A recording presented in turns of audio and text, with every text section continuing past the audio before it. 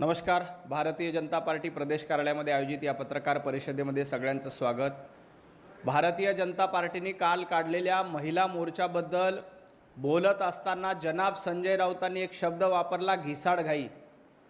छोट्या जातीचा अपमान करण्याचं काम सातत्यानं उभाटा गटाकडनं आणि संजय राऊतांकडनं केलं जातं. संजय राऊत, अशा पद्धतीचे शब्द वापरणं तुम्हाला लाज वाटली पाहिजे. एखाद्या जातीचा अशा पद्धतीचा अपमान करण्याचं काम तुमच्याकडनं केलं जातं. भारतीय जनता पार्टी महिला मोर्चा आणि सर्वसामान्य महिलांच्या नेतृत्वात मुंबईमध्ये हा मोर्चा निघाला होता आणि या मोर्चामध्ये कुठलीही घाई नव्हती. या मोर्चाच्या आक्रोशामुळे तुमच्या कानठाळ्या बसल्यात, विरोधकांच्या कानठाळ्या बसल्यात. त्यामुळं कालपासनं संजय राऊत असतील, हर्षवर्धन सपकाळ असतील, रोहित पवार असतील, या कानठाळ्यामुळं कालपासनं बडबड सुरू आहे. कालपासनं मोर्चातल्या छोट्या छोट्या गोष्टी काढून या मोर्चाला विरोध करण्याचं काम, महिलांना विरोध करण्याचं काम महाविकास आघाडीकडनं सुरू आहे.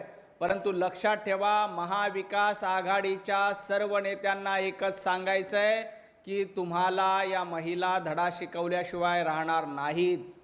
नारी शक्तीचा अपमान करण्याचं काम महाविकास आघाडीकडनं केलंय, काँग्रेसकडनं केलंय.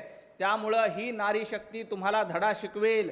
ज्या पद्धतीनं मोर्चाबद्दल आणि मोर्चाच्या निमित्ताने एका जातीचा उल्लेख करून मोर्चाला हिणवण्याचा प्रयत्न, सर्वसामान्य महिलांच्या जनआक्रोशाला हिणवण्याचा प्रयत्न जनाब संजय राऊतांनी केला.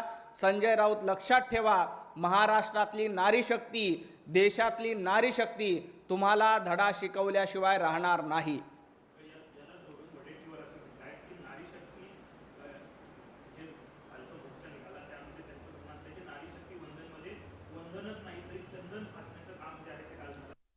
जनतेनं विजय वडेट्टीवार आणि त्यांच्या पक्षाला चंदन लावलेलं आहे. त्यांच्या संपूर्ण महाविकास आघाडीला चंदन लावलेलं आहे. नारी शक्तीचं वंदन करण्याचं काम भारतीय जनता पार्टी आणि महायुतीने केलंय आणि जनतेनं तुम्हाला चंदन लावलं हे लक्षात ठेवा. ज्या पद्धतीनं या विधेयकाला विरोध केला आणि या विधेयकाला विरोध करून सर्वसामान्य महिलांना संसदेमध्ये जाण्यापासून रोखण्याचं काम कोणी केलं असेल तर ते महाविकास आघाडीनं आणि काँग्रेसनं केलंय. त्यामुळं आम्ही नारी शक्तीचं वंदन करतो, तर जनतेनं तुम्हाला चंदन लावलंय हे विजय वडेट्टीवार आणि काँग्रेसनं लक्षात ठेवावं. महिला विरोधी वक्तव्य करायची, महिला विरोध धोरण करायचं आणि महिलाला संसदेत जाण्यापासून रोखायचं हे काम कोणी केलं असेल तर राहुल गांधींनी केलंय. त्यामुळं राहुल गांधींना एक नाही, दोन नाही, तीन निवडणुकीमध्ये जनतेनं चंदन लावलंय. आम्ही नारी शक्तीचं वंदन करतोय आणि जनतेनं तुम्हाला चंदन लावलेलं आहे. नारी शक्ती महायुतीच्या बाजूनं आहे का नाही हे विधानसभेच्या निकालामध्ये स्पष्ट झालं. नारी शक्ती महायुतीच्या बाजूने आहे का नाही हे जिल्हा परिषद, पंचायत समिती, महापालिकेच्या निकालामध्ये स्पष्ट झालं. नारी शक्तीने कायम भारतीय जनता पार्टीना, देवाभाऊंना साथ दिलेली आहे. ज्या पद्धतीनं नारी शक्तीचा अपमान, महिलांचा अपमान करण्याचं पाप संजय राऊत उभाटा गटाच्या माध्यमातून सुरू आहे, त्यामुळं अशा पद्धतीचे मुंबईमध्ये जनआक्रोश मोर्चे निघाल्यानंतर यांच्या कानठाळ्या बसल्या. संजय राऊत तुमच्या कानठाळ्या बसल्या, हर्षवर्धन सपकाळांच्या कानठाळ्या बसल्या, उद्धवजी ठाकरेंच्या कानठाळ्या बसल्यात आणि म्हणून अशा पद्धतीची ताकद बघून, महिलांची एकता बघून हे सगळे जण आता यांची पळताभुई थोडी झालेली आहे.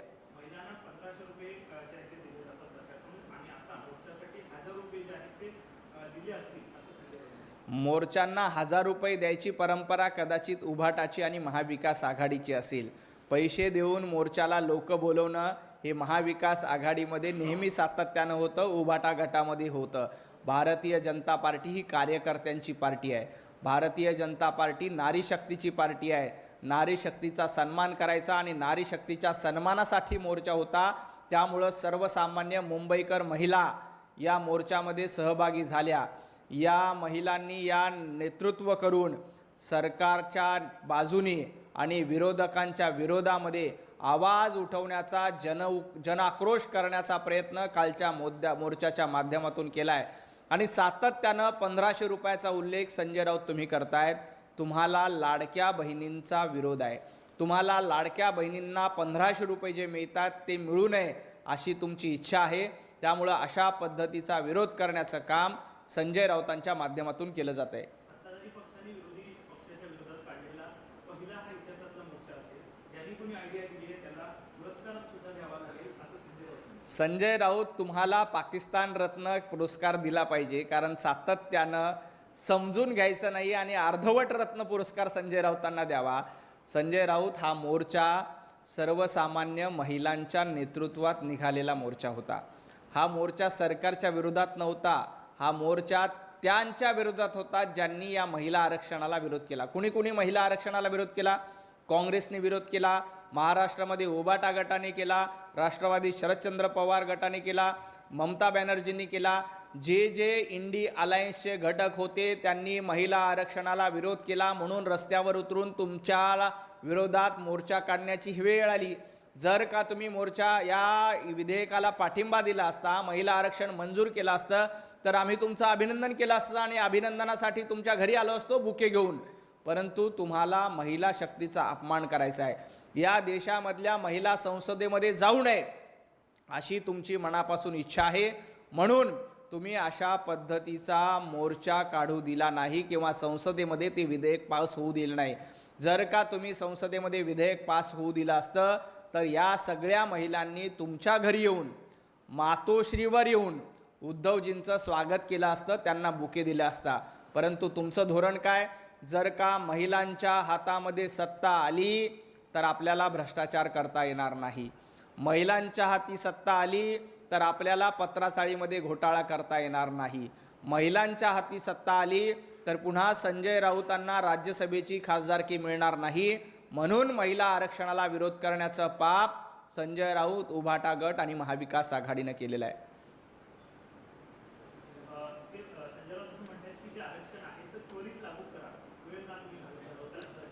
संजय राऊत, तुम्ही किती खोटं बोलणार आहेत? काल देवेंद्रजींनी स्पष्टपणे सांगितलंय की 2023ला जेव्हा हे विधेयक मंजूर झालं तेव्हा त्याच्यामध्ये 2 अटी होत्या. एक, सेन्सस झालं पाहिजे आणि दुसरी गोष्ट, सेन्सस बरोबर डिलिमिटेशन झालं पाहिजे. आता डिलिमिटेशन आणि सेन्ससला तुम्ही विरोध केलाय, सेन्सस आपल्याकडे झालं नाही. आत्ताच्या 2023च्या विधेयकानुसार जर का महिला आरक्षण लागू करायचं असेल तर 2029ला हे महिला आरक्षण लागू होणार नाही. त्यासाठी आपल्याला कदाचित 2034ची वाट बघावी लागेल. म्हणून पंतप्रधान नरेंद्र मोदीजी, अमितभाई शहा यांनी विशेष सत्र बोलवून त्या विधेयकामध्ये संशोधन करून पुन्हा एकदा महिला सेन्सस 2011च्या सेन्ससच्या आधारे आरक्षण द्यावं आणि डिलिमिटेशन करावं, अशा पद्धतीचं विधेयक महिला आरक्षणाचं मांडलं. परंतु तुम्हाला 2029ला नारी शक्तीला आरक्षण द्यायचं नव्हतं. 2034ला मिळेल का नाही माहीत नाही, परंतु 2029ला महिलांना आरक्षण मिळू नये यासाठी खोडा घालण्याचा प्रयत्न संजय राऊत यांच्याकडनं केला आहे. आणि अशा पद्धतीचा जे खोडा घालतायत त्यांना महिला धडा शिकवल्याशिवाय राहणार नाही.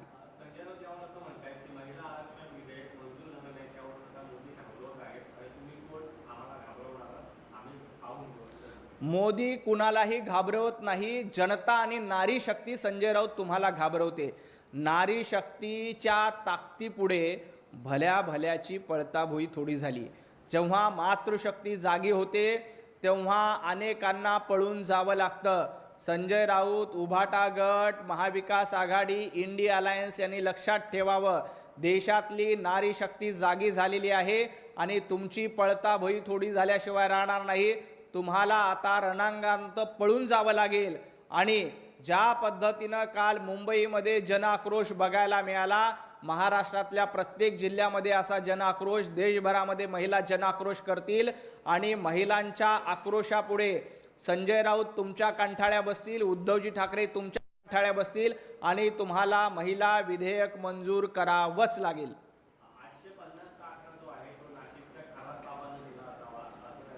आकडे लावायची सवय संजय राऊतांना आहे. रोज उठायचं, मटक्यावर आकडे लावायचे, भांडूपच्या नाक्यावर यायचं आणि मटका खेळायचा, हे संजय राऊतांचा धंदा आहे. त्यामुळं आकडे लावण्यावर आमचा विश्वास नाही. आणि खरात बाबाचे आणि कुणाचे जास्त संबंध आहेत? भोंदू बाबा खरात नंतर संजू बाबा राऊत, तुम्ही हा नवा धंदा सुरू केला आहे. त्यामुळं आकडे लावायची सवय तुम्हाला आहे. आम्हाला कुठल्या खरात बाबाची गरज नाही, आम्हाला इथल्या नारी शक्तीचा अभिमान आहे. म्हणून खरातला बेड्या ठोकण्याचं काम देखील देवेंद्रजी फडणवीसांनी केलं आहे.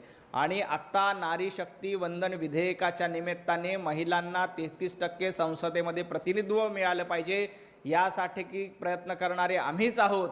आणि आम्ही अशा पद्धतीचं महिला शक्ती विधेयक आणलं, परंतु दुर्दैवानं मातृशक्तीचा अपमान करून या विधेयकात खोडा घालण्याचं काम संजय राऊत आणि इंडिया अलायन्स तुम्ही केलं आहे. खरात बाबाची संबंध तुमच्याकडे जास्त आहेत, मटका लावण्याचं काम तुमचं सुरू आहे. मल्लिकार्जुन खरगे यांनी काल पंतप्रधान नरेंद्र मोदींवर टीका केली. याचं समर्थन तुमचे संजय राऊत करतात. ते म्हणतात की मोदी, ईडी, सीबीआय ही त्यांची शस्त्र आहेत आणि त्याच्याकडून ते घाबरतात. काँग्रेसचे अध्यक्ष मल्लिकार्जुनजी खरगे यांनी पंतप्रधान नरेंद्र मोदीजींचा दहशतवादी म्हणून उल्लेख केला. दुर्दैवानं काँग्रेसची चाटुगिरी करत, काँग्रेसची प्रवक्तेगिरी करत त्याचं समर्थन करण्याचं काम जनाब संजय राऊतांकडनं सुरू आहे. मुळामध्ये पंतप्रधान नरेंद्र मोदीजींच्या पाठीशी 140 कोटी जनतेचे आशीर्वाद आहेत. आणि दहशतवादी कोण आहेत हे देशाने बघितलं आहे. ज्या पुलवामामध्ये घटना घडली त्या पुलवामाचं समर्थन कोणी केलं होतं? काँग्रेसने केलं होतं. दहशतवादी जिवंत आहेत असं कोणी सांगितलं होतं? संजय राऊतांनी सांगितलं. आणि दहशतवाद्यांना कंठस्नान आणि दहशतवाद्यांना यमसदनी पाठवण्याचं काम कोणी केलं असेल तर आपल्या भारतीय सैनिकांनी केलं, पंतप्रधान नरेंद्र मोदीजींच्या सरकारने केलं. पंतप्रधान नरेंद्र मोदी दहशतवादी नाहीत तर देशभक्त आहेत. तुमच्यासारख्या देशद्रोह्यांसाठी ते नेहमीच धडा शिकवतात. तुम्हाला ते दहशतवादी वाटत असतील तर 140 कोटी जनतेला ते देशभक्त वाटतात आणि प्रधानसेवक वाटतात. देशभक्ती पंतप्रधान नरेंद्र मोदींच्या नसानसामध्ये वाहते. त्यामुळं जनतेने गेल्या 50 वर्षांपासून पंतप्रधान नरेंद्र मोदीजींवर भक्कम विश्वास ठेवला. खरे देशभक्त कोण आहेत तर पंतप्रधान नरेंद्र मोदीजी आहेत. आणि अशा पद्धतीची जी वक्तव्य करतायत संजय राऊत असतील बाकी सगळे असतील ते देशद्रोही म्हणून काम करतायत हे जनतेला माहीत आहे. नाशिकच्या पीसीएस सारखंच एक प्रकरण पुण्यात देखील उघडकीस येताना पाहायला मिळते.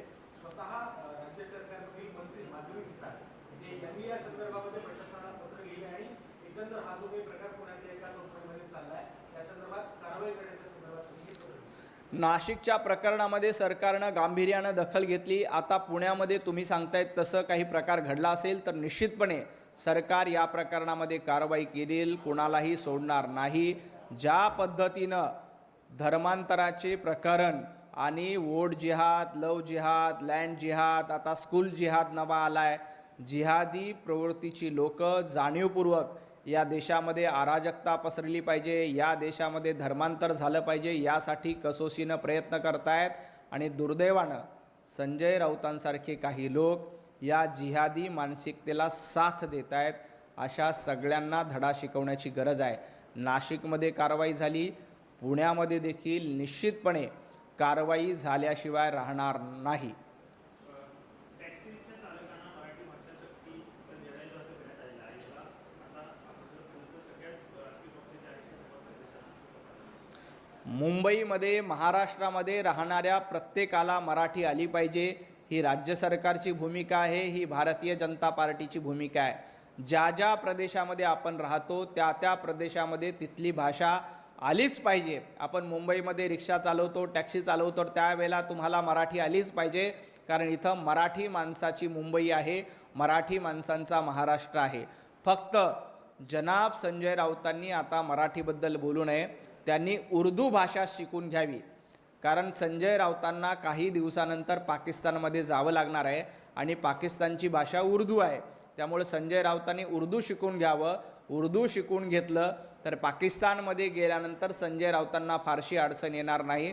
त्यामुळं आत्तापासनं जनाब संजय राऊत यांनी उर्दू भाषेचं प्रशिक्षण घ्यावं, ट्रेनिंग घ्यावं, शिक्षक उपलब्ध करून घ्यावा आणि उर्दूमध्ये आपल्याला कसं बोलता येईल याचा विचार करावा.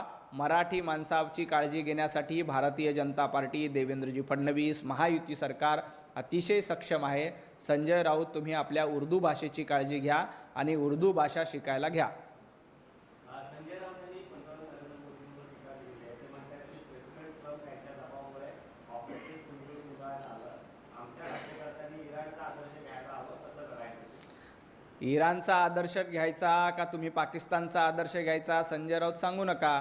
तुम्हाला पाकिस्तानचा जास्त पुळका आहे. पाकिस्ताननी दलाली केली तेव्हा तुम्हाला अभिमान वाटला, तुमची छाती अभिमानानं भरून आली, तुमचा ऊर भरून आला. तुमचं हे पाकिस्तान प्रेम आहे.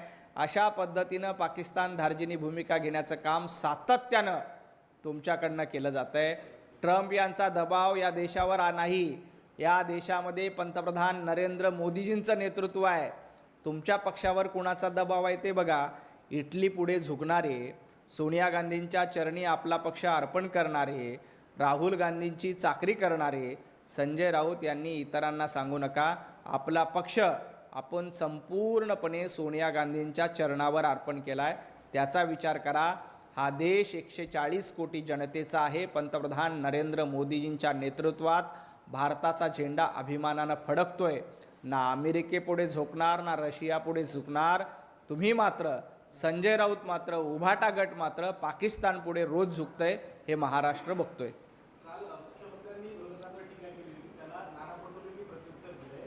पंतप्रधान मोदी आणि मुख्यमंत्री फडणवीस हेच खरे सिरियल लायर आहेत असं त्यांनी म्हटलं. सिरियल लायर कोण आहेत हे विधानसभेच्या निवडणुकीला स्पष्ट झालं. नाना पटोलेजी पोस्टल बॅलेटमध्ये आपल्याला विजय मिळाला आहे, जरा भान ठेवा. तुम्ही ज्या पद्धतीनं वारंवार खोटं बोललात, तुम्ही महिला आरक्षणावर खोटं बोललात, तुम्ही ओबीसी आरक्षणावर खोटं बोललात, तुम्ही लाडक्या बहिणीच्या विरोधामध्ये हायकोर्टामध्ये धाव घेतली आणि लाडक्या बहिणीचे पैसे बंद झाले पाहिजे यासाठी नाना पटोले यांच्या पक्षानं काम केलं. खऱ्या अर्थानं सिरियल लायर कोण आहेत तर नाना पटोले, विजय वडेट्टीवार काँग्रेसचे नेते आहेत, ज्यांनी सातत्यानं लाडक्या बहिणींचा अपमान केला, इथल्या नारी शक्तीचा अपमान केला, हिंदूंचा अपमान केला, भारतीयांचा अपमान केला. त्यामुळे नाना पटोलेजी आपलं पोस्टल बॅलेटमधलं डिपॉझिट जरा बघा आणि मग इतरांवर टीका करा. खूप खूप धन्यवाद.